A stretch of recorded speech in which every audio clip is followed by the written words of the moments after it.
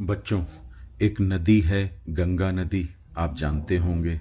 ये देखिए, उसकी एक सहायक नदी है यमुना नदी। ठीक, आप इसको देखिए, इसकी लोकेशन को देखिए। ठीक, अब बच्चों, जो पहले का अवध राज्य था, अगर आपसे कोई पूछे अवध कहाँ था बच्चों, तो उसकी लोकेशन मोटे तौर पर कैसे दिमाग में रखेंगे?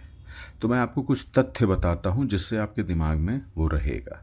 जैसे अवध की पहली राजधानी थी फैज़ाबाद, उत्तर प्रदेश के फैज़ाबाद में। ठीक, फिर राजधानी कहाँ हो गई? लखनऊ में। तो आपको मोटे तौर पर दिमाग में रखना है कि अवध वाला एरिया जो था वो उसमें फैज़ाबाद, लखनऊ ये सब शामिल थे। ठीक, इसके अलावा एक तथ्य और बताता हूँ। जब इलाहाबाद की द्वितीय संधि रॉबर्ट क्लाइव ने की अवध के नवाब से, तो उनसे कड़ा और इलाहाबाद ले लिया था, अगर आपको याद हो तो।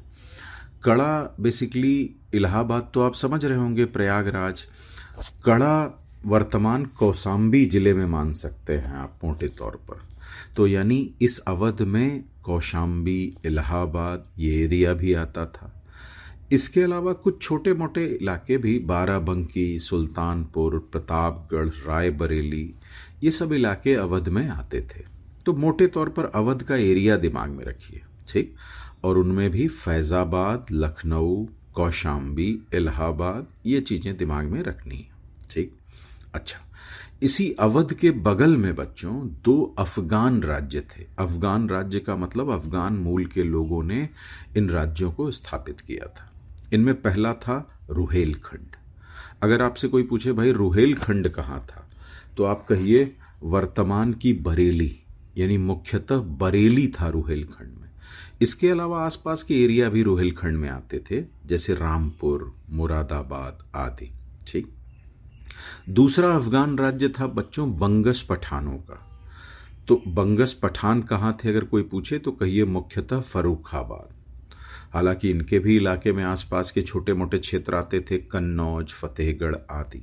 ठीक है, तो ये तीन राज्य जो उत्तर मुगल काल में थे बच्चों, अवध, रुहेलखंड, बंगस पठान, इनकी मोटी लोकेशन दिमाग में रखिएगा।